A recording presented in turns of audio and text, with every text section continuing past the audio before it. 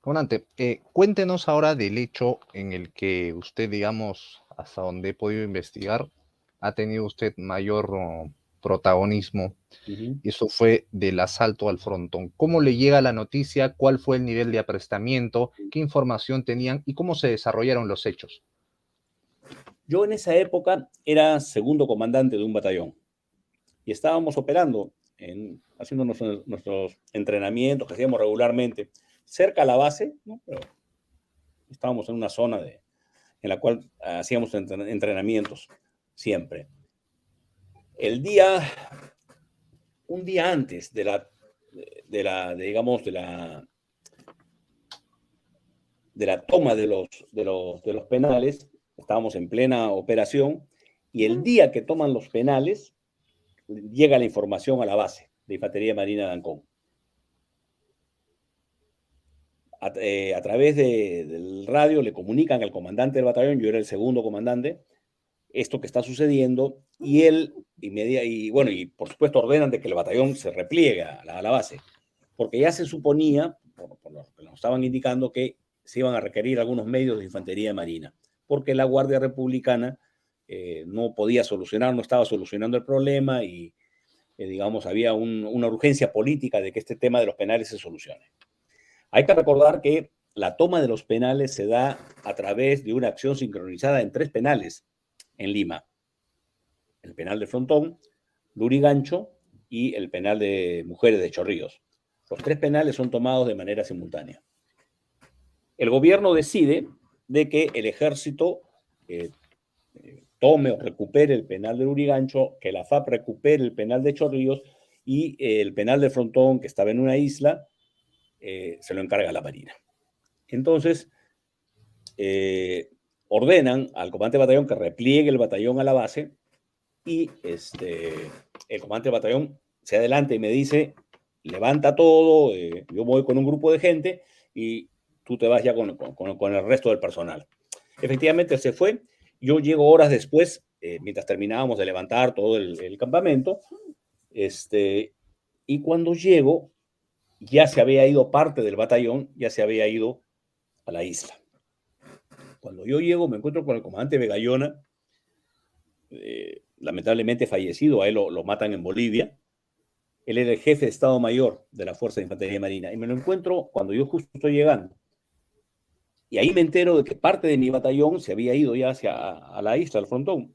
Y me encuentro con él y le digo, le pido permiso para ir yo también con mi gente. Entonces me dice, no, no te preocupes, que ya hemos mandado a otros oficiales, quédate nomás. Entonces, yo que lo conocía a Juan C. Begallona, era mi jefe, pero yo tenía cierta confianza con él, le digo, comandante, le digo, yo debo estar con mi gente. Si mi batallón está allá, yo tengo que estar ahí, yo soy el segundo comandante del batallón. Yo sabía que él iba a ir a la isla también. Él siendo el jefe de Estado Mayor no tenía por qué ir a la isla. Pero es parte del ADN de los infantes de Marina. O sea, tú con el infante de Marina que hables, nosotros no decimos vayan a hacer tal Vamos, cosa. Los oficiales y los sargentos lo que decimos a nuestra gente es síganme.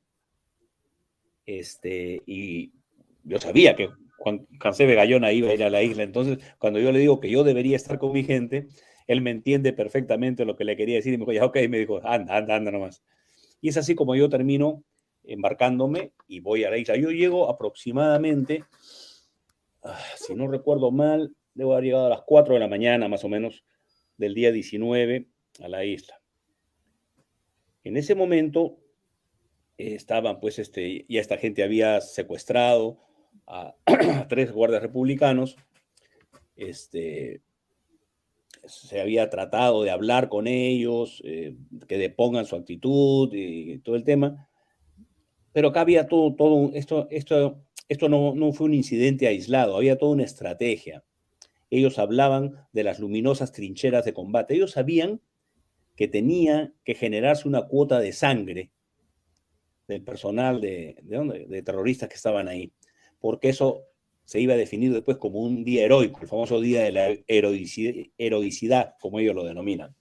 Ellos lo tenían necesitaban, perfectamente necesitaban sus mártires. seguro. Entonces, este era un diseño. que así estaba, o sea, se quería que fuese así, y por eso es que ellos en ningún momento tuvieron ninguna intención de rendirse. Al final me asignan a mí una zona, a otro compañero otra por ahí, y estamos tratando, yo comienzo con un megáfono también a perifonear, intentar de que esta gente deponga su actitud, y lo único que recibían era que nos disparaban y nos decían recuerdos para mi mamá y para mi abuelita, y nada, no iban a deponer su actitud jamás. Como fuera, más o menos, si no recuerdo mal, a eso de las 6, 7 de la mañana, llega un grupo de una comisión de paz, que no recuerdo ahorita el nombre de la persona, el funcionario que llega, y también intenta, esto lo enviaba el gobierno, ¿no? Para que traten de apoyar y de que pongan cuanto antes la actitud. Hay que recordar, porque acá también hay otro trasfondo político, que en el momento que se toman los penales, la fecha que eligen no fue accidental. En ese momento se estaba realizando en el país una reunión de la Internacional Socialista, acá en el Perú. Era el primer gobierno de Alan García, ¿no? Donde él, pues, Claro, era un hombre en ese momento, el presidente muy era joven, socialista. y era un hombre, pues, de ideas socialistas. Entonces, le estaban aguando la fiesta, porque estaban una serie de líderes de varios países que conformaban esta internacional socialista. Entonces, para él era una papa caliente, ¿no? El que no se solucionase este problema. Le estaba malogrando su gran reunión que había fomentado él con tanta antelación. Entonces, había realmente una presión política muy grande. Llegaron estos funcionarios de la Comisión de Paz y, bueno, no lograron nada.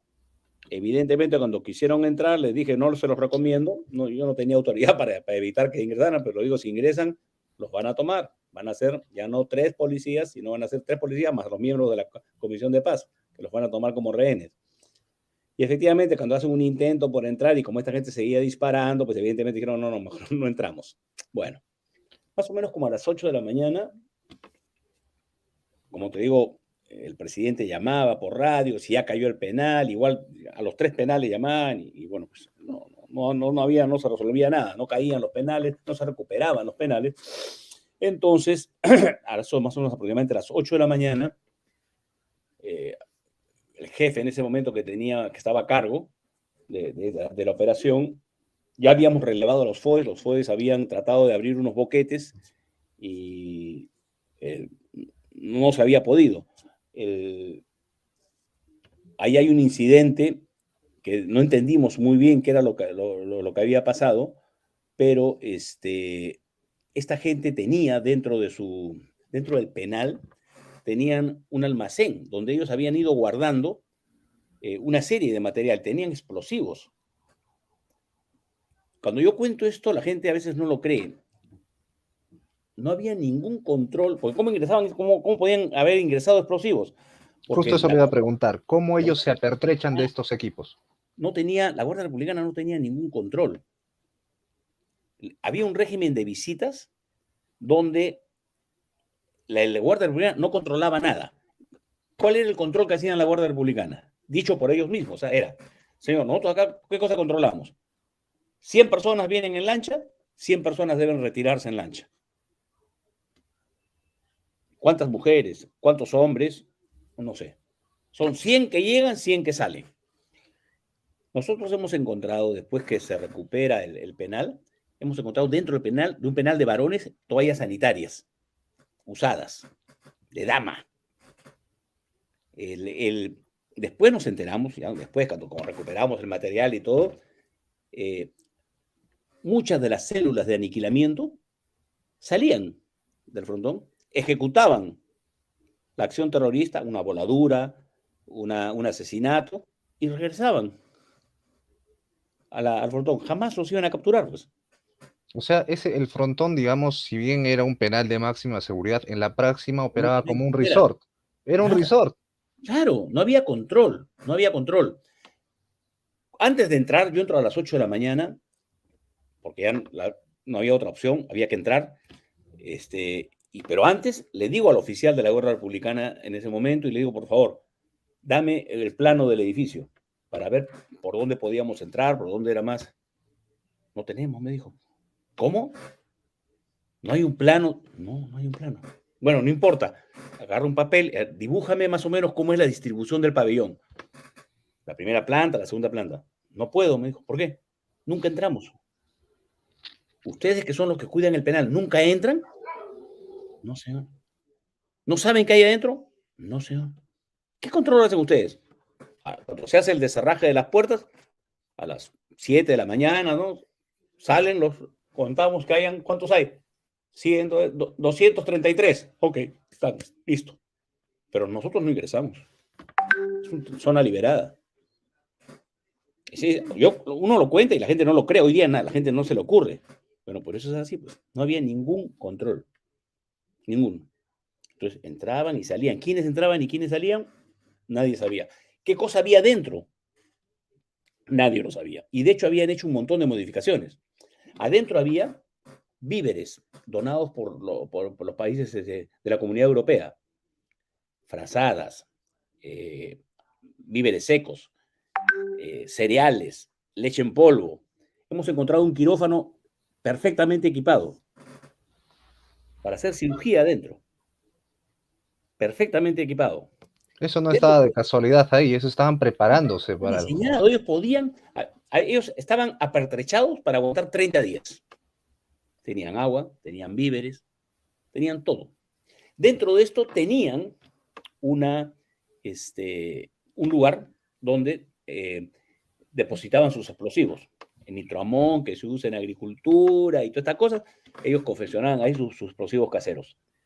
Y lo tenían en una ubicación. Y eso lo traigo a colación porque justamente el día anterior o la noche anterior, cuando la Fuerza de Operaciones Especiales intenta hacer unos boquetes, ellos que son profesionales calcularon la carga suficiente, no para destruir el pabellón, sino para abrir un boquete por donde uno pudiera ingresar, las tropas pudieran ingresar. Ellos colocan la carga y a la hora que colocan la carga se da una explosión absolutamente que no guardaba ninguna proporción con la cantidad de explosivos que ellos habían colocado. Y eso en un momento los desconcierta. ¿Qué sucede acá? Esto ya se debió abrir. ¿Qué pasó? Que como colocaron las cargas cerca donde estaba este almacén, los explosivos de uso civil, a diferencia de los explosivos de uso militar, son muy inestables. Exacto. Entonces, cuando explota la carga del explosivo militar, el C4, por simpatía, explota la carga, los explosivos que ellos tenían.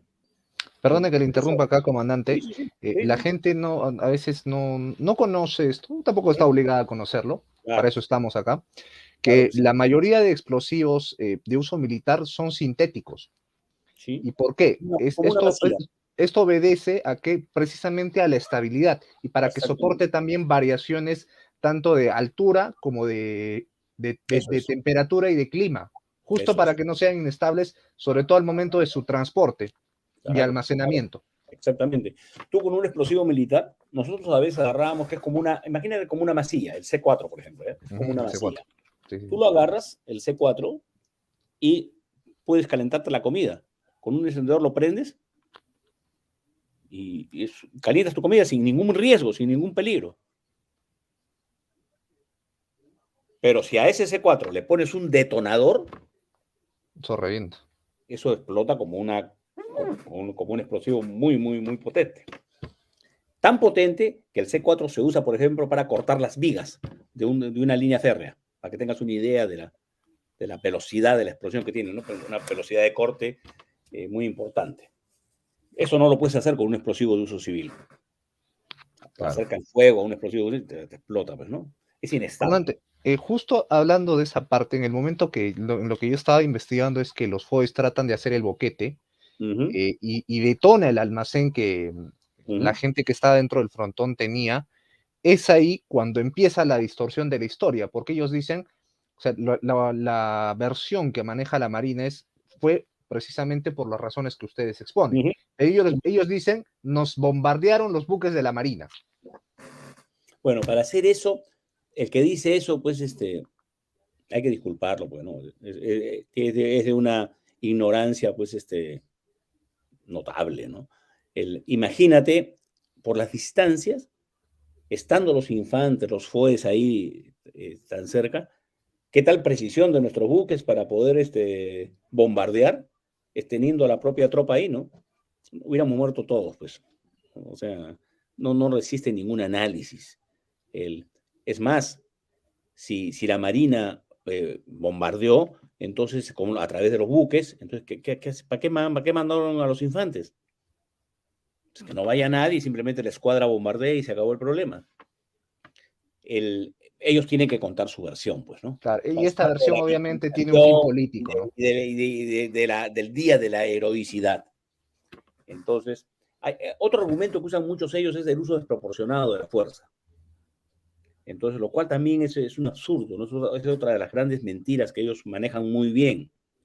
Cuando uno va a combatir, uno lo que quiere hacer es que el tema sea lo más rápido posible y al menor costo en vidas. ¿Ok? Entonces, yo debo utilizar la mayor fuerza posible, concentrada en el punto que deba ser, para que de la manera más rápida y al menor costo se solucione el problema, se elimine al contrario. Muy bien. Nosotros, a la hora de entrar,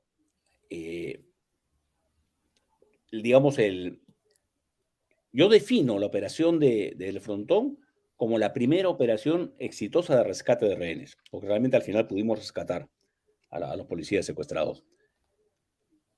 Lo que pasa es que si la comparamos, por ejemplo, con Chavín de Huántar, que fue varios años después, y se hizo como se deben hacer las operaciones.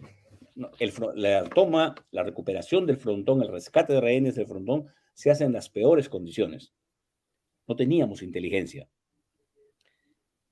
Claro, después de la guerra todos somos generales. Nosotros no es que no supiéramos a dónde nos estábamos metiendo, pero la realidad en ese momento era que no había inteligencia. No sabíamos el dispositivo del enemigo adentro, cómo estaba distribuido, qué cosas tenía. Eso lo hemos sabido después de tomar el penal. Y sin inteligencia uno no tiene capacidad de maniobra, porque no sabes a lo que te enfrentas. Y nos costó vidas. Nos costó vidas. Entonces, ahí, digamos, pagamos una cuota de sangre importante nosotros. ¿Ok? Nosotros, dentro de la operación, cuando ya logramos ingresar por una de las zonas, no al pabellón, pero ingresamos por la zona de playa, yo me acuerdo de haber disparado hasta 2 granadas antitanque contra una de las puertas del primer piso y no le hice nada. ¿Qué granada antitanque en específico disparó? Una Instalaza, ¿ok? Que tiene 2 versiones, la versión antipersonal y la versión antitanque. Ahora vamos a ver si puedo proyectar una imagen. A ver, no sé si la tendrás ahí. No sé si vamos son las que ya nos usan hoy día, no son las de mi época, ¿no? Pero Ya, ¿son las Instalaza, las C90 o cuáles? No sabría decirte. Son las que se disparan. ¿Cómo se propulsan estas granadas? Con un proyectil, con el proyectil del fusil FAL. Tú la pones en la boca. Ya, esas las de carga de fusil. Sí, que tú la pones Estas. La pones adelante del fusil. Ya. ¿Ok? No, sí, ya la identifiqué. A ver, la voy a proyectar para que vean. El proyectil, realmente lo que le impulsa es el proyectil que golpea la base de la granada y la impulsa hacia el blanco. Ya, esta es, a ver, para los que no saben. Esa es. Hay 2 versiones, ¿ok? Esta parte de acá abajo, no sé si se visualiza lo que estoy marcando. Donde están las alitas, eso es lo que se pone dentro de la boca. Acá se ve la boca del fusil. Sí, acá se pone el fusil y este es el percutor. Exactamente. Tú disparas y la granada sale impulsada, ¿no? Por el impacto del proyectil en la parte posterior de la granada. Hasta que la granada llega al objetivo y ahí es donde explota. Hay 2 versiones, una antipersonal y una antitanque. ¿Cuál es la diferencia? Que el antitanque tiene capacidad de perforar un blindaje. Bueno, yo agarré y a falta de una disparé 2 de estas granadas antitanque contra esta puerta y no le hice nada a la puerta. Mi primera reacción en ese momento es dije, el material está fallado. Es un material que ha venido pero 2 granadas, que una falle, pero 2. Difícil. Y más aún si es la versión antitanque. Una puerta, pues si no resiste un blindado, una puerta menos. Ya, claro, o sea, yo la idea que tenía es, con esta granada lo que voy a hacer es la puerta volar en 1000 pedazos y por ahí vamos a entrar. No le hice nada. En ese momento no lo entendí. ¿Qué era? ¿Por qué no había pasado nada? Para que vean un poco cómo con materiales y circunstancias esta gente había hecho unos diseños interesantes. Ellos tenían en el pabellón, todos los reos tenían catres, en las camas catres de metal, ¿no? Con esas láminas cruzadas de fierro. Las habían retirado y las habían puesto detrás de la puerta de madera. A continuación, habían puesto esta piedra de canto rodado que hay en la zona. Si tú vas a la punta, a la playa, es una piedra redonda y achatada, ¿no? Que le llama canto rodado. Muy bien. Esa la habían puesto a continuación de esta plancha de metal de los catres. Y después otra plancha más de los mismos catres. Prácticamente habían hecho un sándwich. O sea, habían hecho lo que se le llama el concepto de blindaje espaciado. Exactamente. Con acero o fierro, la piedra está achatada y otra plancha de metal. Claro, blindaje espaciado. Es lo mismo que están aplicando en Medio Oriente, en Siria. Muy eficiente, con un material de circunstancia, material de la zona. Y para cerrarlo con broche de oro, era un edificio dos plantas que tenían pues, dos puertas, ¿no? Una y dos.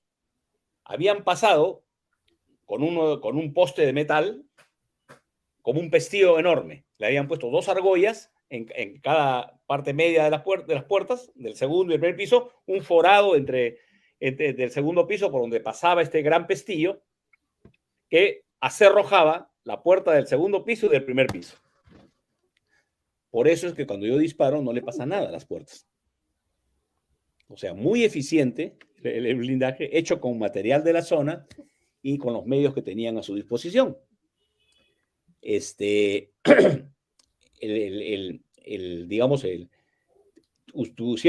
un uso para el mal de su ingenio y le salió muy bien. Otra de las preguntas, bueno, ¿qué pasa después? Al no poder lograr abrir un forado en esa puerta, lo siguiente que hago es corremos hacia el pabellón, yo y dos sargentos más, nos pegamos a la pared del pabellón y les digo, no ha pasado nada, nos acercamos a la puerta, no le habíamos logrado hacer nada, y digo, vamos a subir, había una escalera exterior, vamos a subir por la escalera exterior al segundo piso a ver si por ahí podemos acceder. En el momento que me separo de la puerta es donde yo recibo un balazo. Me disparan con un fusil, yo estaba con chaleco antibalas, pero es el chaleco que usábamos en esa época era un chaleco antifragmentario para armas de puño o para esquirlas de granada. Pero a mí me disparan con un fusil, entonces la bala me entra un poquito más abajo del esternón y me sale por el glúteo derecho. Me pasa de lado a lado. En ese momento caigo al suelo, no sentí dolor cuando ingresa la bala, pero sí me rompe el ilíaco, porque me disparan de arriba hacia abajo, del segundo piso me disparan. Y cuando me rompe el ilíaco siento como una patada, ¿no? Como si me hubieran pateado el ilíaco. Me caigo, los sargentos cuando ven eso me pegan nuevamente a la pared, ¿no? Para salir del ángulo de tiro del tirador que me había disparado. Yo lo que sentí en ese momento fue un sopor. Le dije, quítame el chaleco que me ahogo. Me quitaron el chaleco. Y de ahí estos dos sargentos, corriendo, me llevan. En el extremo del pabellón había una especie de andenes que iban hasta la playa. Entonces, en uno de esos andenes, ¿no? Que eran como unas escaleras de un medio metro, digamos, escalones de medio metro, se iba formando una andenería hacia la playa. En uno de esos me tiran y quedan uno digamos, a la cabecera mía y otro a mis pies. En ese momento, a Edilberto Jiménez, al sargento Jiménez, Canito le decíamos, se sienta y a él le sobra de la cabeza, más o menos tenía su casco, le sobrarían pues unos 10 centímetros. Se oye un segundo disparo, le dan a Canito y Canito no dice ni ay, simplemente gira la cabeza y un hilo de sangre por la oreja. Yo lo veo y le digo al sargento Palomo que estaba atrás, le dieron a Canito. Canito no dijo ni a, simplemente falleció instantáneamente. El sargento Palomo, que estaba en mi cabecera, yo estaba echado, se levanta y al levantarse le disparan, le entra por un hombro, le sale por el otro y me dice, me dieron, no siento mis piernas, ni mis manos. Entonces le dije, serenémonos, cálmate, le dije, ya nos rescatarán. 2 preguntas, comandante. Sí. ¿A qué distancia se encontraban en esas circunstancias del edificio? Yo calculo que estaríamos a unos entre 20 y 30 metros. Ya, con la precisión que me indica, con la precisión que usted me indica, que al primer disparo o era un francotirador o era un muy buen tirador. Claro, claro. Eso también lo supimos después.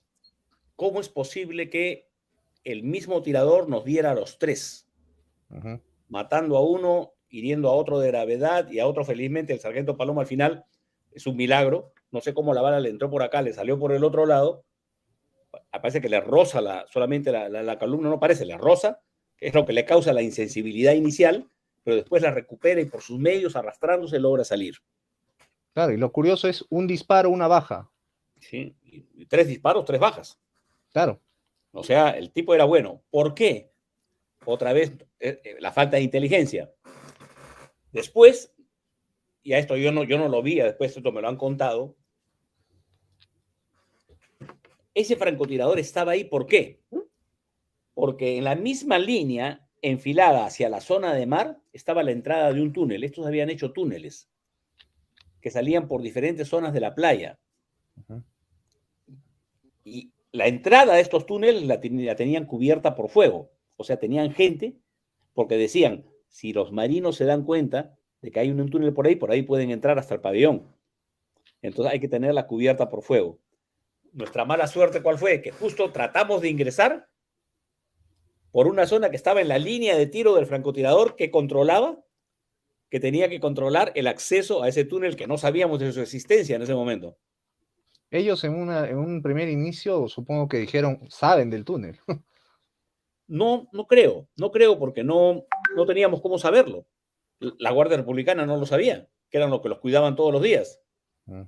¿Cómo hubiera tenido que ser una delación de alguien de ellos? Que no había, nunca hubo. Entonces, pero como no son tontos, digamos, tuvieron la precaución de tener por lo menos cubierto por fuego, o sea, tener un tirador, por si alguien, por casualidad, se daba cuenta de que había, porque estaba camuflada la entrada, pero se daba cuenta de que había un túnel, pues lo iban a batir con ese tirador. La mala suerte nuestra fue que justo entramos o intentamos ingresar en una zona donde estábamos en la línea de tiro de este francotirador. Y evidentemente era un tirador experto porque nos dio a los 3. Entonces, ¿lograron identificar al tirador, si es que era un buen tirador o era un francotirador? ¿Tenía alguna mira? Después no, porque el fusil con el que me disparan a mí, con el análisis balístico que se hizo, fue el G3, que era uno de los fusiles, que es como un FAL, no un FAL, es otra marca, pero un fusil similar, el G3, que es el que usaba la Guardia Republicana, que es el que se lo quitan a los republicanos que secuestran cuando hacen el deserraje de las celdas en la mañana. No, algo para que la gente sepa, el G3 es de origen alemán. Alemán, sí. Y digamos que fue la versión del FAL que hacen los alemanes para su propio ejército. Exactamente. Es el mismo calibre, peso similar, características similares. Es el FAL alemán. Es el FAL alemán. El modelo es un poquito diferente, no es exactamente igual, ¿no es cierto? Sí. El FAL es belga, los argentinos también hicieron una versión argentina. El G3 pero es en peso, en alcance, dimensiones, sistema de mira muy similares, muy similares. Pues bien, eso es. Y al final, me logran herir a mí y seguían disparando, en fin, y digamos, estamos conversando hoy en día porque creo que tuve mucha suerte, porque hay un oficial y un técnico de infantería marina, un oficial que ahora ya es almirante, ya está retirado, que es el Carlos Tello, héroe de la operación Chavín de Huántar. Este es el G3, para que la gente sepa de qué estamos hablando. Claro. Ese es. Este es. Es muy parecido al FAL. Entonces, él y un sargento son los que me sacan a riesgo de su propia vida porque estaban disparando y logran sacarme, me evacúan de la zona. La evacuación normalmente iba a ser, ¿cómo se llama? En lancha, pues, ¿no? Una lancha de la Marina. ¿Cuál es mi suerte? De que afortunadamente llega a la isla en ese momento, serían las 8:30 de la mañana, 9, no más que eso, llega Mantilla en un helicóptero, el viceministro Mantilla, mandado por Alan García, para ver por qué el penal no caía y qué sé yo. Y es en ese helicóptero en el cual me logran evacuar a mí, a Palomo y a Canito y a Cadáver. Nos evacúan. Yo llego con presión 4 al hospital naval. Con presión 4 tú ya no tienes pulso, no se te nota el pulso. Entonces, es más, cuando yo llego, creyeron que ya estaba muerto. Y se acerca un médico ya con otro instrumental y dice, no, todavía está vivo.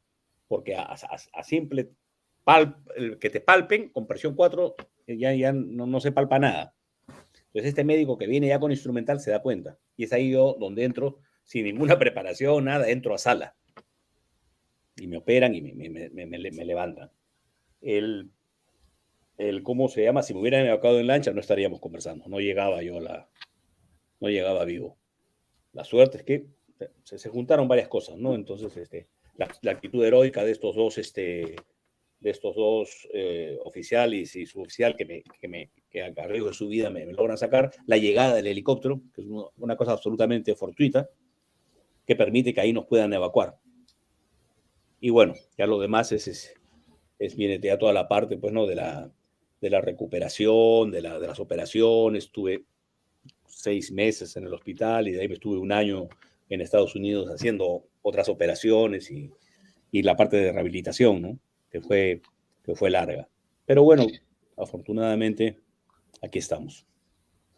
Hay una cosa que la gente, y eso es de lo que le hablaba detrás de cámaras, de la desinformación, ¿no? De la manipulación de cómo fueron los hechos. Yo he visto y la verdad me da mucha pena y ya me tuve que reír buscando con relación al frontón. Hablan de que eran presos comunes. Cuéntenos qué clase de presos habían en el frontón. No, y mira, ¿sabes qué? ¿Cuál es una de las pruebas más duras de que esto no es así? Es el asesinato del comandante Vegallona en Bolivia.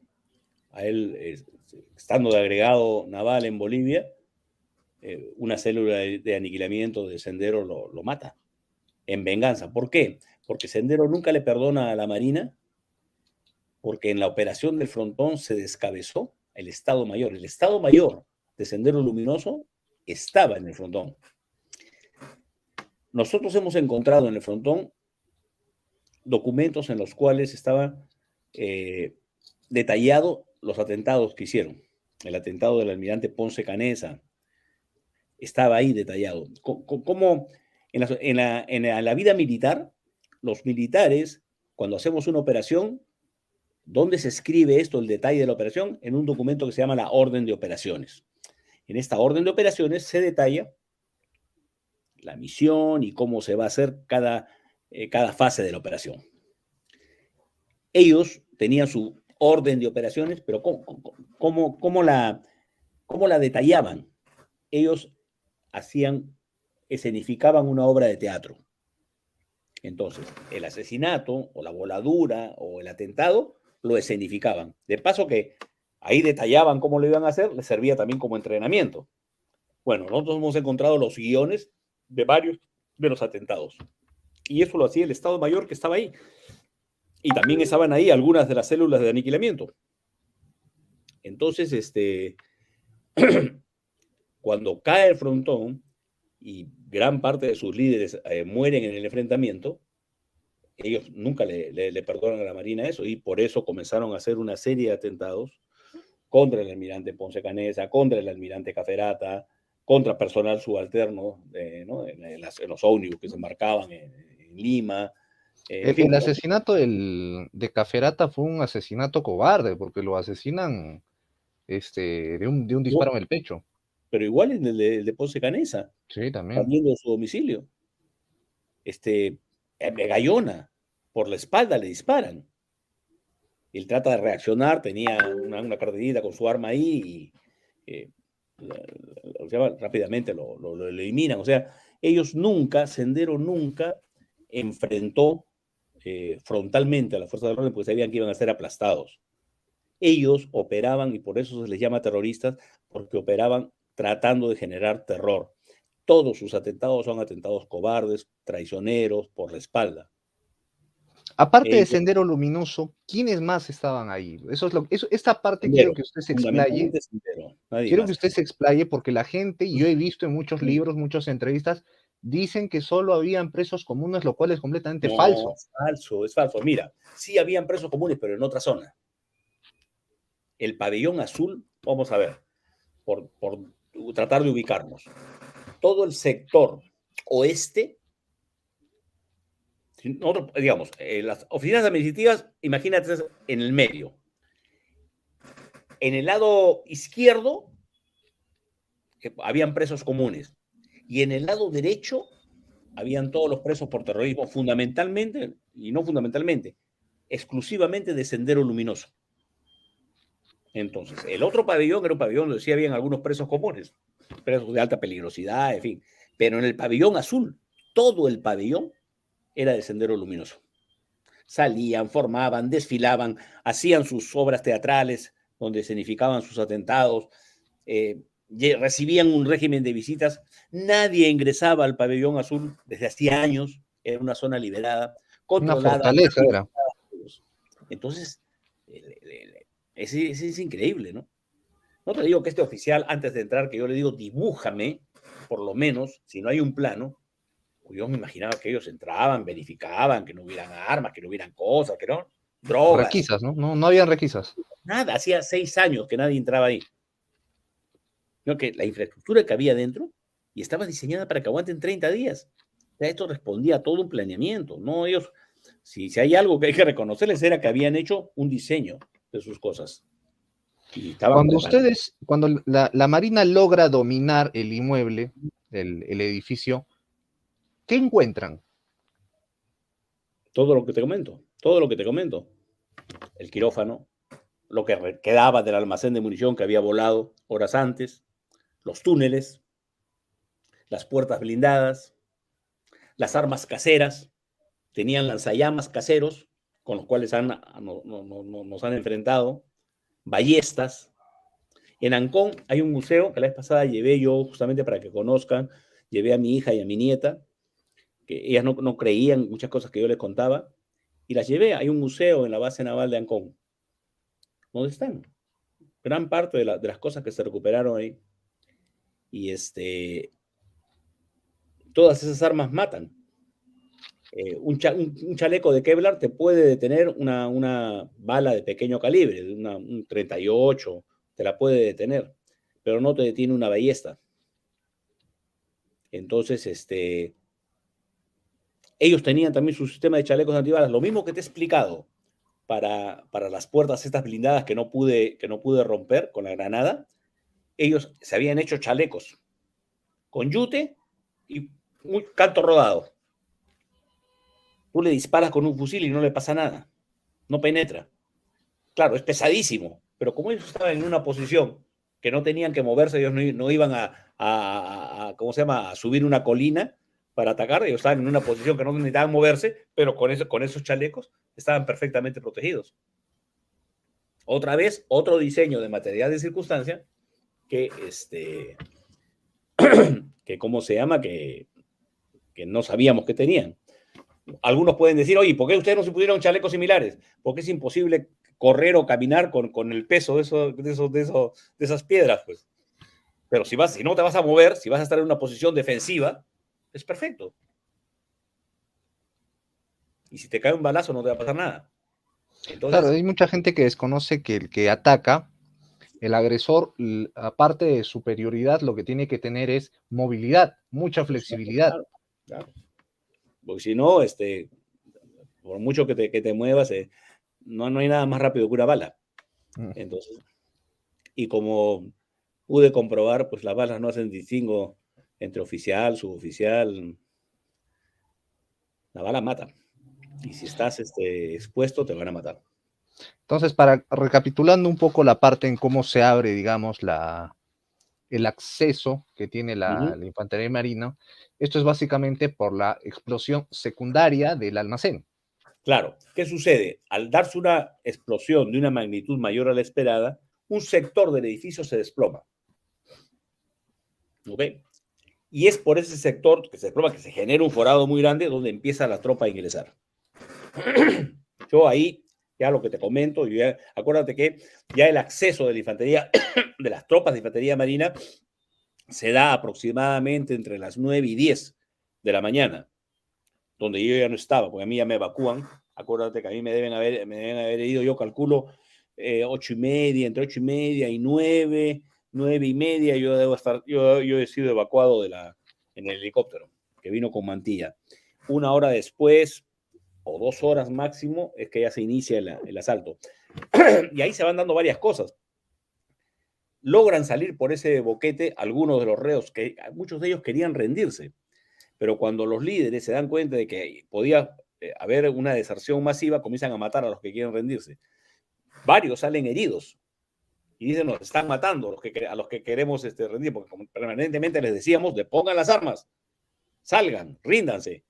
Algunos de ellos intentan hacerlo y estos líderes, cuando se dan cuenta de que algunos quieren acogerse al llamado de rendición, o los disparan, y algunos salen muy, muy mal heridos, ¿no? Y son rescatados inmediatamente y bueno, pues los llevan a la enfermería. Pero hay un momento, digamos, donde un grupo de ellos quiere rendirse, ¿no? Y no se lo permiten. Pero justo esa parte en concreto que nos acaba de detallar, es que esa es la parte que no cuentan. Yo he visto incluso títulos con respecto a este hecho del frontón y literal, dicen, la matanza por parte de la Marina a los prisioneros del frontón. Claro. Literal. Eso me parece una injusticia, ¿no? Y como esas yo he vivido muchas, ¿no? Escúchame, cuando hay la comisión de la verdad y la reconciliación, que para mí no tiene nada de verdad ni de reconciliación, a mí siempre me llamó la atención cuando hablan del tema del frontón, ¿por qué no me mandaron a mí, por qué no me pidieron que declarase? Y que quizás no les convenía, pues. Hay que reconocer y hay que saber de que gran parte de los que conformaron, si no todos, la Comisión de la Verdad, era lo que ahora se llaman caviares, ¿no?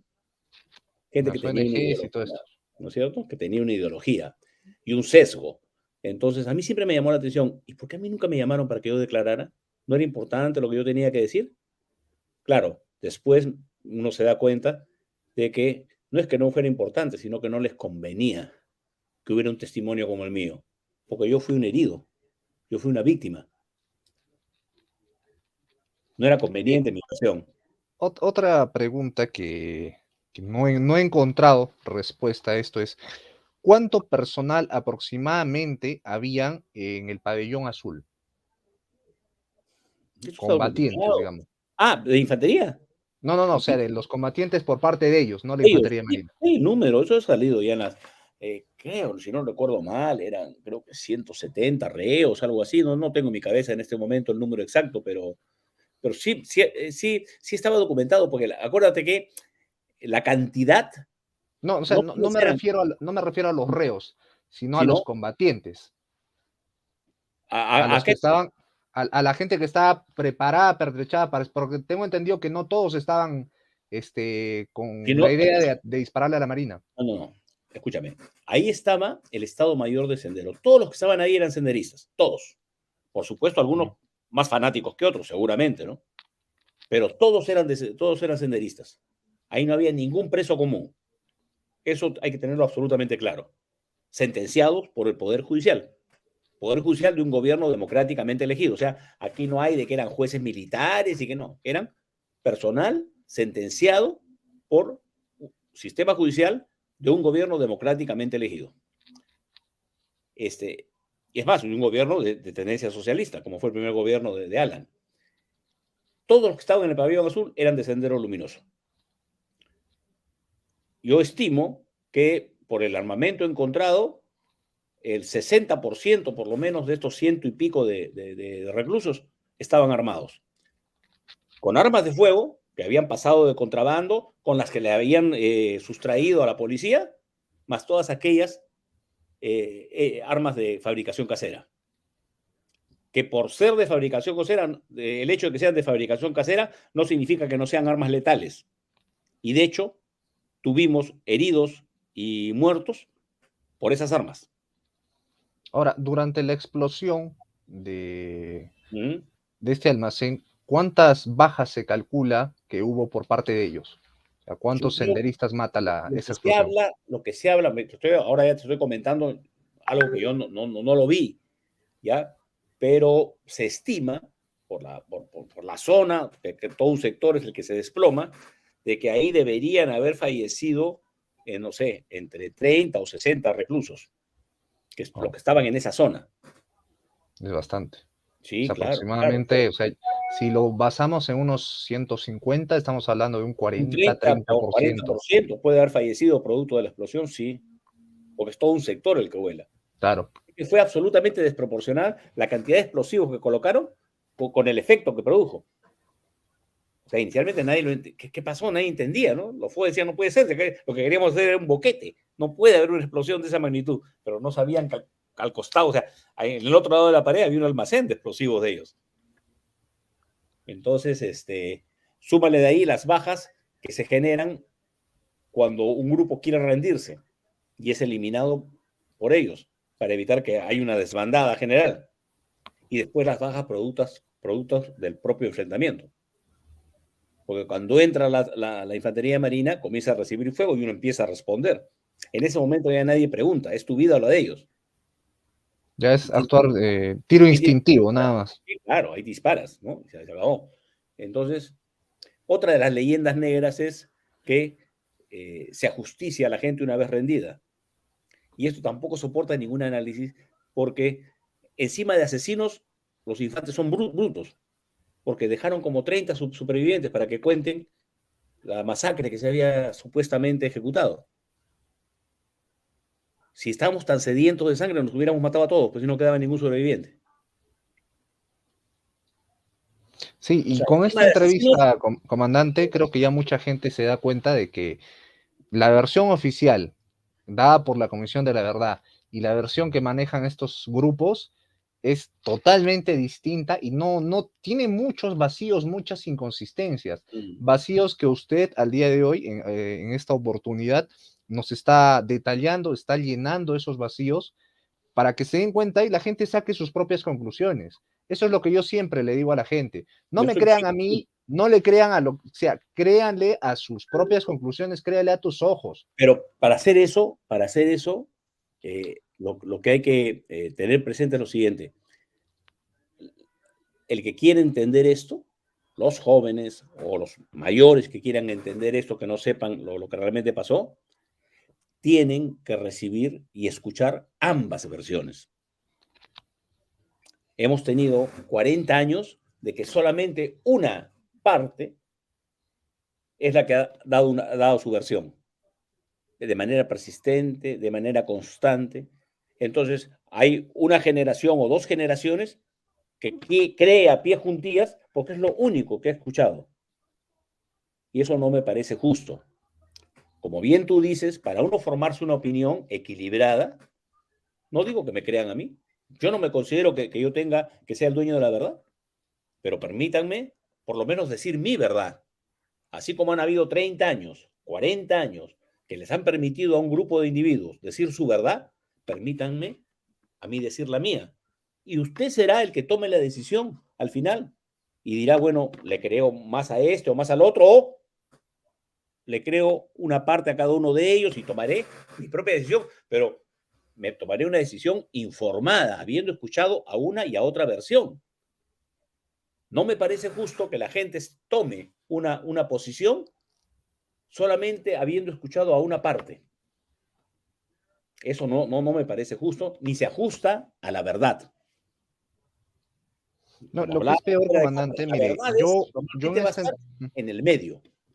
Mire, en esta entrevista yo le estoy por eso haciendo repreguntas, preguntándole datos muy específicos para que la gente no diga, ah, bueno, él vio esto, ¿y cómo habrá sido esto, no? Por eso quiero que esta entrevista sea lo más detallada para que la gente se vaya sin dudas y ya pueda formar una opinión final. Sobre todo las personas que ya, o sea, entre los suscriptores hay gente pues de toda edad, ¿no?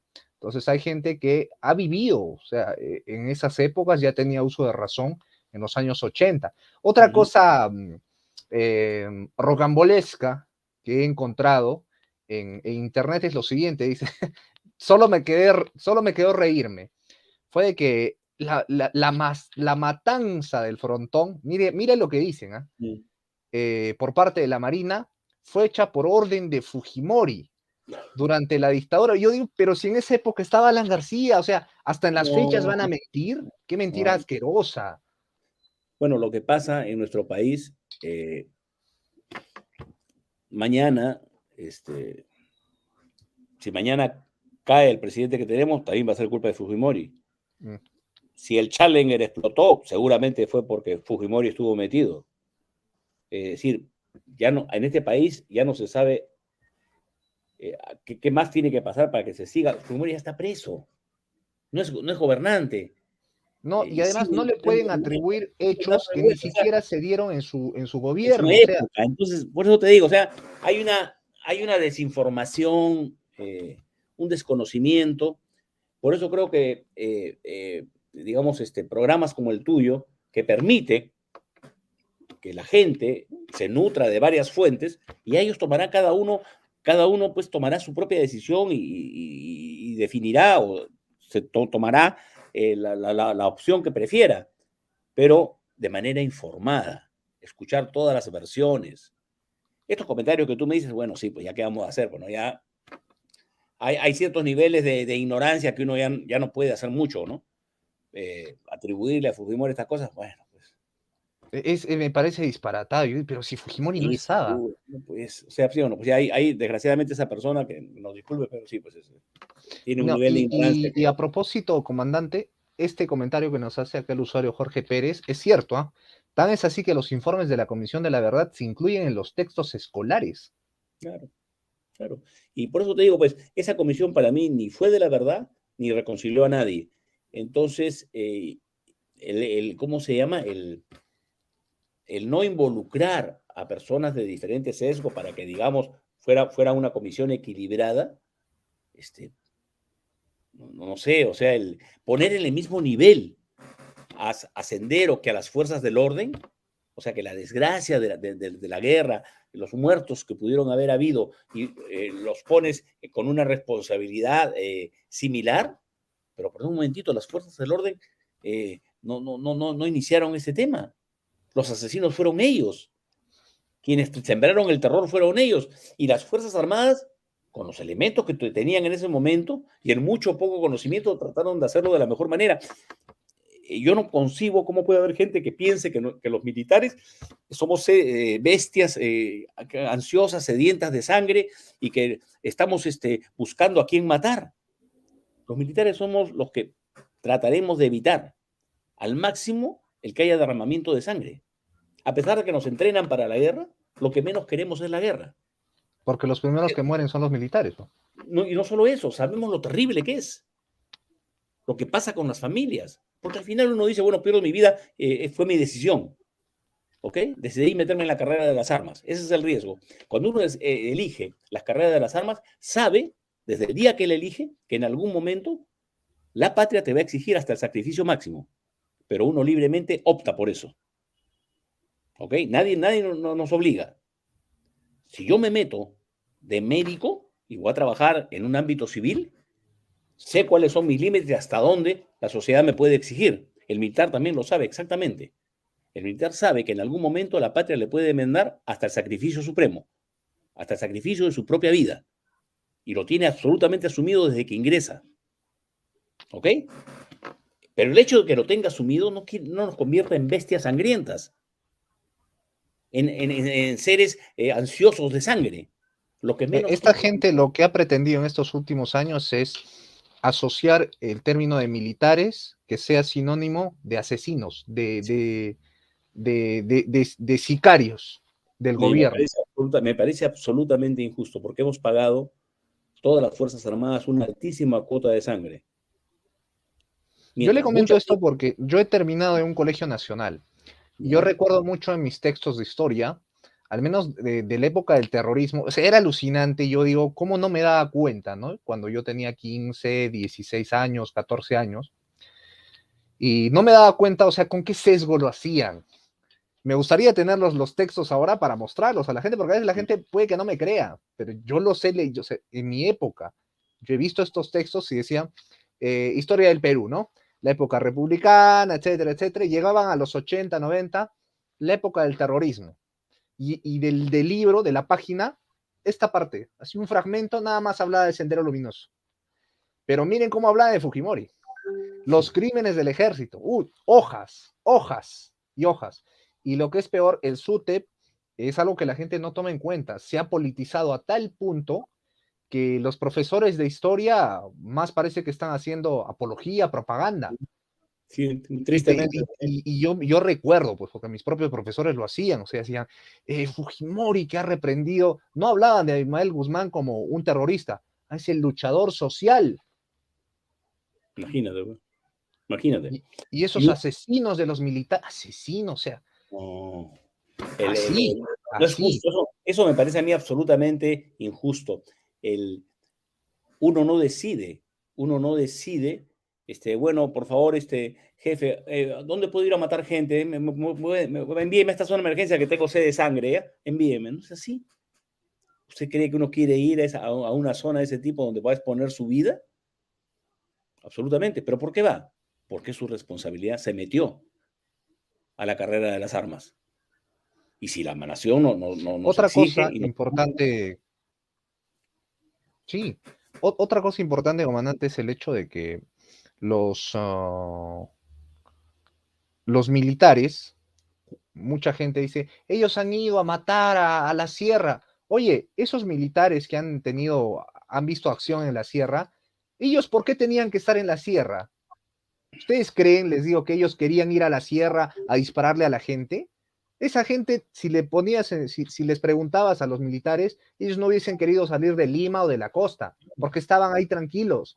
¿Por qué hubiesen tenido que ir ahí? Porque hubo un grupo de psicópatas de Sendero Luminoso que iniciaron todo esto y las Fuerzas Armadas solo fueron a hacer su trabajo, a poner orden. Así es. Ustedes no querían estar en la sierra. Así es. Y en un escenario digamos, totalmente hostil, ajeno muchas veces, tratando uno de aprender.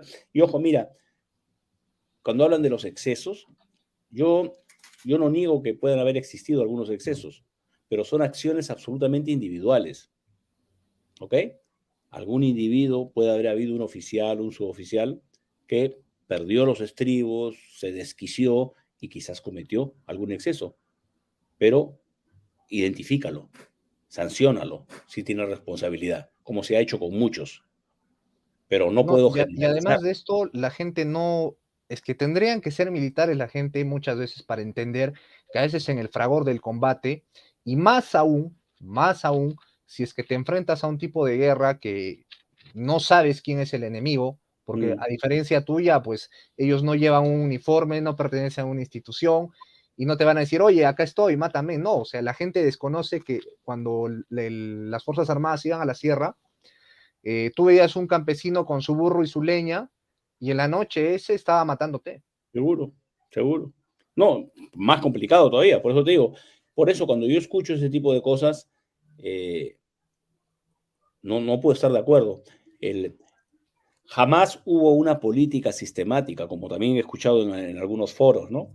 De que era, esto respondía a una política del gobierno sistemática de exterminio y de eliminación. Yo por lo menos jamás recibí una orden en ese sentido, ni la di, ni la impartí. Pero ese es el discurso que ha vendido la izquierda en las instituciones educativas, en colegios, universidades, durante muchísimos años. Entonces, como tú bien dices, que los militares son los asesinos, que la represión fue una represión que vino dispuesta de los más altos niveles de decisión del gobierno, que fue una política sistemática, esto lo dice hasta la Comisión de la Verdad, ¿no? Que era una política sistemática, un accionar sistemático, como si hubiera habido toda una programación para generar una maquinaria asesina. Y eso no es cierto. Y ahí hay una inconsistencia, incluso hasta teórica. ¿Por qué? Razonemos. Si el Estado hubiese querido trabajar esto de manera sistemática, las fuerzas del orden, los militares, hubiesen estado también en mejores condiciones de equipamiento y adiestramiento para ejecutar precisamente este plan sistemático. Pero prueba de que no era así es que no estaban preparados. Y segundo, el frontón. Si hubiera sido sistemático, ¿por qué no con los buques se bombardeó la isla y hubiéramos tenido 0 bajas? Y todos los terroristas muertos. Entonces no soportan ningún análisis. Eso no quiere decir que puede haber habido algún exceso, pero tiene que ser individualizado. No puedo generalizar. Esto es igual cuando tú te encuentras con un sacerdote que es un pedófilo. Entonces todo el clero es pedófilo. Todo el clero. No, pues. Hay que El hecho de que individualizar. haya un individuo que comete un error grave, comete una acción inmoral o inadecuada o delictual, no descalifica al resto. Acá lo que ha hecho la izquierda en este país es generalizar por casos que pueden haber existido individuales, errores de personas, de militares, que perfectamente identificados que ellos cometieron un error. No, es igual en el sentido contrario, comandante. Ese sí es un error que ha cometido, hay que aceptar el fujimorismo, que a todo el que es de izquierda le dice terruco, y no es así tampoco. O sea, hay gente que es de izquierda, pero no por eso son terroristas. Es lo mismo. Por supuesto, estoy de acuerdo contigo. Mire, Neru Medina nos hace el siguiente comentario. Yo tuve la dura experiencia, nos dice, entre el 89 y 90 de pasar por la Universidad Nacional Mayor de San Marcos. Confronté a los sacos y martacos, pero llegado un momento me presionaron a ser parte activa de ellos, amenazándome a punta de pistola. Seguro. No tengo ninguna duda. Pues, escúchame, el gobierno del terror, o sea, ¿cuál es la operativa del terrorismo? ¿Y por qué se usa el término terrorismo? Porque el terrorista no apela a un argumento político para lograr sus fines, no apela a un convencimiento. Ellos apelan al terror. Lo mismo que hace un capo del narcotráfico. Plata o plomo. Como Escobar. Claro, si no te corrompe con dinero, te mete una bala. Exactamente igual hace ¿cómo se llama? El terrorista. Pero como no tiene plata de frente, te mete terror. Terror o terror. O estás conmigo o te mato. No hay medias tintas. Entonces, es lograr sus fines a través de aterrorizar a la población. De ahí viene el término. Entonces, no me cabe ninguna duda el comentario que hace el señor, porque ese era pues es el modus operandi de esta gente, ¿no? Ellos no buscan el confrontar las ideas y lograr convencer a un auditorio o a alguien en base a las ideas. El modo de convencer y lograr sus fines es a través de el miedo. Generar el miedo en la comunidad, en el auditorio, para ellos obtener sus propios fines.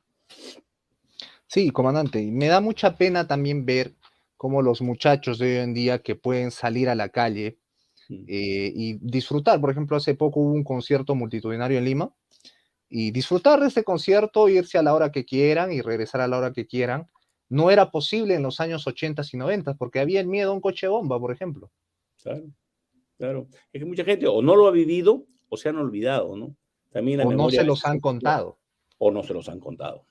Y si se los han contado de una forma tan deformada, pues que al malo lo hace ver bueno y al bueno pues lo hace ver como un canalla, un criminal, un asesino, y no es así. Y precisamente esto vengo haciendo ya hace varios meses. A los suscriptores les digo, nosotros lo que vamos a hacer como programa es buscar la verdad y de la mano de los protagonistas. Y me da mucha pena que no entrevisten a gente como usted, por ejemplo, que están vivos. O sea, porque una cosa es, por ejemplo, hablar de la guerra con Chile, pero bueno, todos los protagonistas ya han muerto. Entonces, para bien o mal, habrá que quedarnos con la versión que está en los textos, ¿no? Pero si tenemos al día de hoy a los protagonistas vivos, hay que preguntarles. Sí, yo creo que sí.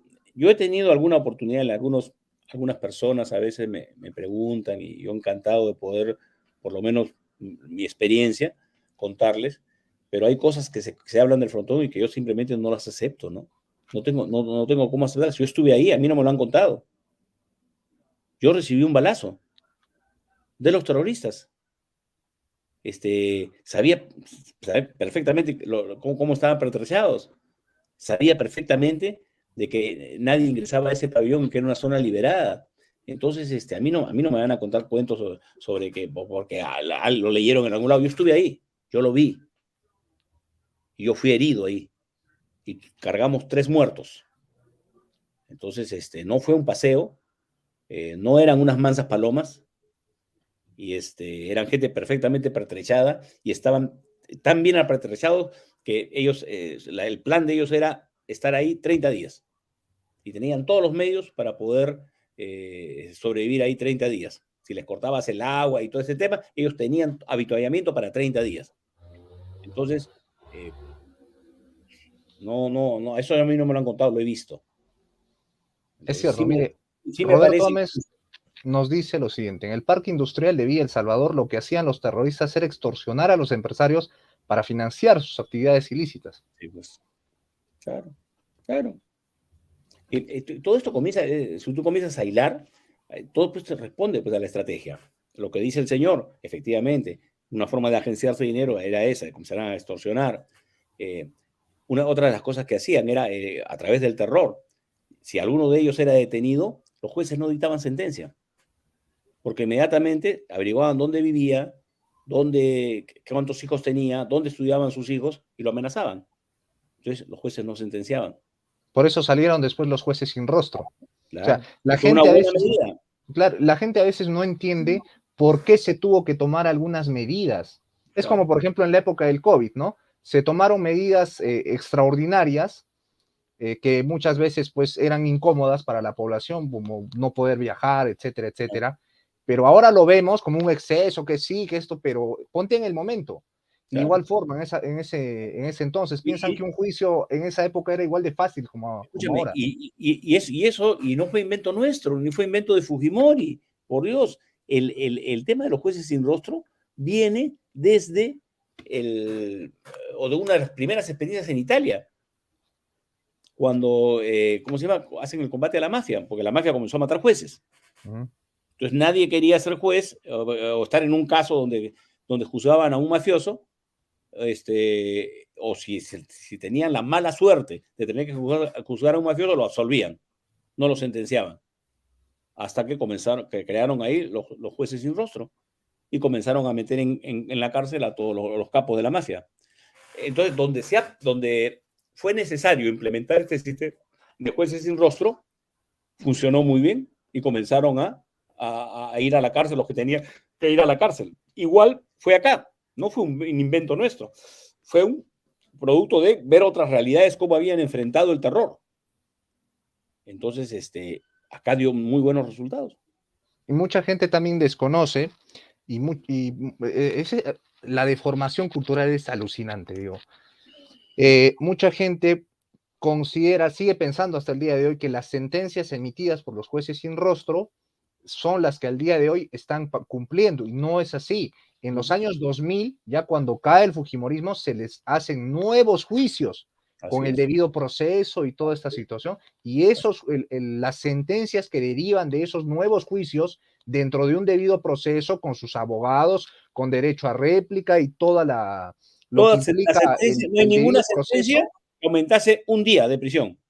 Todas fueron benévolas. O sea, eso sí te da un mensaje muy claro, ¿no? Porque en todos los casos no hay ningún caso de todos estos juicios revisados después ¿cómo se llama? De Fujimori, cuando viene todo esto que tú comentas, todos esos casos revisados rebajaron penas. Sí. Todos. Sí, pero la gente no a veces no sabe, piensan esas sentencias, y yo he escuchado en la calle incluso, esas sentencias que están cumpliendo, esas son sentencias fujimoristas. No, hay que agradecerle a García Sayán, pues. Porque él quería, esto comienza con Paniagua, quería llegar a donde llegó, a la Corte Interamericana. Entonces, estos argumentos eran los que le han servido a él para hacerse de cierto prestigio y llegar donde él quería llegar. Pero ¿cuál fue el costo? Rebajarle la pena a una manga de terroristas líderes de Sendero y que deben seguir hasta ahora, Solo Ya han implementan salido cambiar bastantes. la estrategia, ¿no? Y están ahora haciendo su campaña nuevamente No solo han y salido, sino que hasta el Estado les ha tenido que dar reparación, plata les ha tenido que dar. imagínate, pues, imagínate, ¿no? Entonces ya es el mundo al revés, pues. Es el mundo al revés. ¿Cuándo los escuchaba a Diego García Sayán o a Lerner o a alguno de la Comisión de la Verdad hablar sobre las viudas de los militares fallecidos y de los derechos conculcados y de los traumas de sus hijos? O no son seres humanos los militares. Y Las también el viudas no son gobierno seres les ha negado muchos derechos, ni siquiera beneficios, a militares que han quedado discapacitados. Han Eso que perdido te alguna digo. extremidad también. Por eso, pues entonces es el mundo al revés, pues. Entonces es el mundo al revés. Los que delinquen, los que asesinan y originan el terror en el país son liberados, son penas reducidas, son indemnizados. Los que el Estado, en sus atribuciones, los estados democráticos, aquellos que en cumplimiento de la normatividad de los gobiernos democráticamente elegidos combaten el terror, son ahora los malos de la película, los que deben ser ajusticiados y los que deben ser juzgados y los que deben ser sancionados de la manera más severa. Sí. Y los Comandante, asesinos, antes de que me olvide, esto dime, sobre todo me lo han estado pidiendo los suscriptores que tenemos de Argentina. Háblenos de esta foto, ¿no? Antes que me olvide. a ver. La que tiene con el comandante Robacio. Sí, sí, sí, sí. El comandante Robacio fue un oficial, es un héroe argentino, es un oficial de unas características muy especiales. Yo tuve el privilegio de conocerlo cuando él vino al Perú, él vino como asesor y estuvo en la Infantería de Marina de Perú como asesor. Fue instructor mío, eh, un oficial sumamente profesional y una excelente persona. Y esa foto que tú ves ahí es una foto, él ya era capitán de navío, yo era teniente primero, y yo me fui a hacer un curso a Argentina, el curso de aplicación para oficiales de infantería marina, lo que vendría a ser un curso equivalente acá al curso básico de Estado Mayor. Y la foto es en ocasión de el término del curso, en el cual hice una pequeña reunión e invité como agradecimiento por las atenciones recibidas durante el año de estudios, invité a mis compañeros de curso, a los profesores y en esa época al capitán de navío Robacio. Y bueno, recordamos los tiempos en los cuales estuvimos juntos en Perú, conversamos, una bella persona. El comandante Robacio tuvo un desempeño destacadísimo en la Guerra de las Malvinas. Él fue comandante del Batallón 5. Él y todo su personal se batió de una manera heroica y destacada, no porque lo diga yo, esto lo reconocen los mismos ingleses. Y esa pues fue un poco, no fue un poco, fue sin duda alguna la mano del comandante Robacio, ¿no? O sea, un hombre que se pintó de cuerpo entero, ¿no? Tuvo un desempeño notable en la guerra de Malvinas, reconocido por propios y por extraños, ¿no? A mí lo que me trae el recuerdo en esta foto es el haber podido disfrutar de la amistad de un infante de marina, de las calidades y cualidades del comandante Robacio. Gran persona, excelente profesional, mejor infante de marina. Genial, genial, comandante. No me quería olvidar de esa imagen, porque me la han venido pidiendo los suscriptores que tenemos de Argentina. Claro, claro Comandante, que sí. ¿qué reflexiones finales hace después de esta entrevista y qué mensaje le da a la juventud? Mira, primero agradecerte la oportunidad en un foro como este, contar por lo menos mi versión de lo que me tocó vivir. Lo más importante de esto, ya lo hemos comentado hace unos minutos y lo quiero reiterar, es que las personas, los jóvenes y los no tan jóvenes, deben escuchar ambas versiones. Uno no puede formarse una opinión certera escuchando solamente una versión de un hecho. Cuantas más versiones escuche uno, uno se podrá formar una idea más acabada de lo que realmente sucedió. Yo creo que la verdad normalmente, como casi nada en la vida, se encuentra en los extremos. Normalmente la verdad de lo que puede ocurrir en un evento va a estar en medio.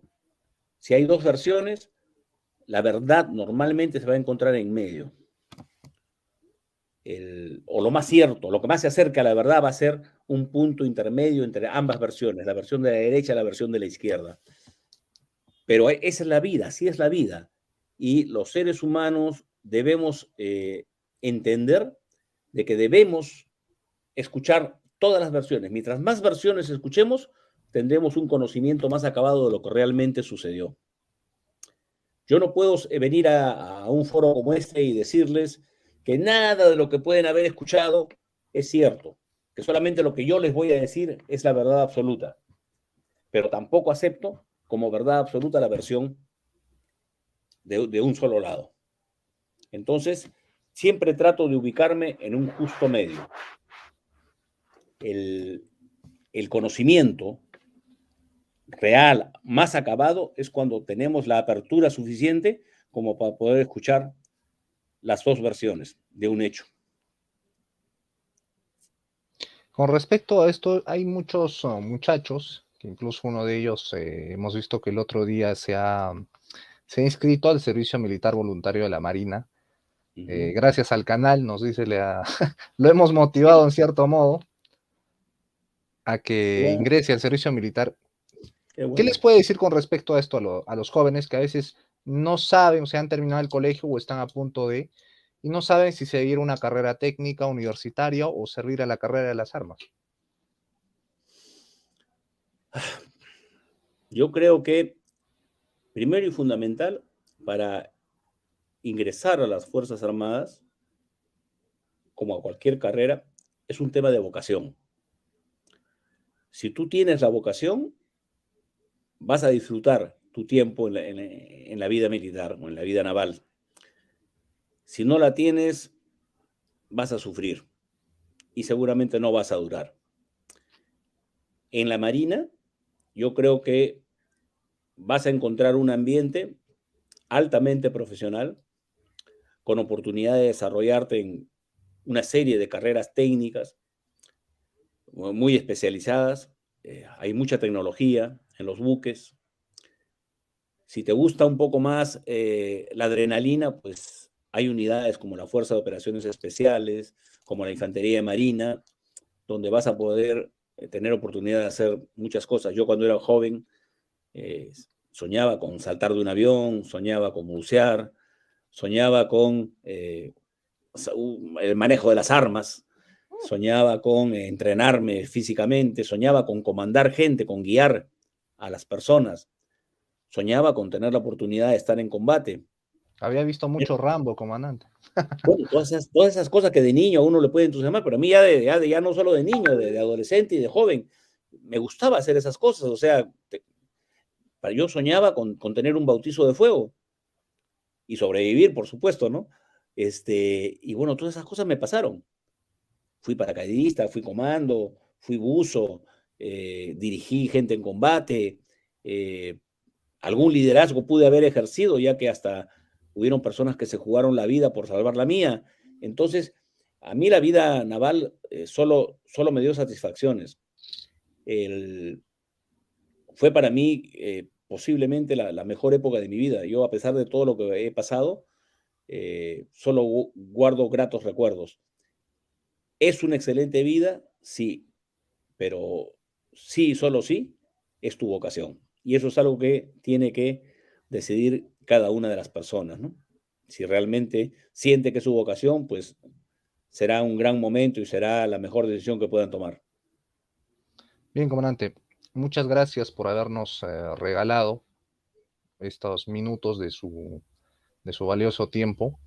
Y yo creo que no estoy hablando de más al al hablar también en nombre de todos los suscriptores, que le damos las gracias por haber arriesgado su vida en su momento, en la ocasión, para que todos nosotros al día de hoy disfrutemos de esta paz que a veces no la valoran, la dan por sentado, pero no saben qué costo tuvo. Porque no es fácil ir y dejar a tu familia para irte a la sierra a más de 3.000, 4.000 metros de altura sin saber ni siquiera literal dónde estás parado y sin saber siquiera si vas a volver. Y a cambio a veces de nada. Cierto. Es cierto.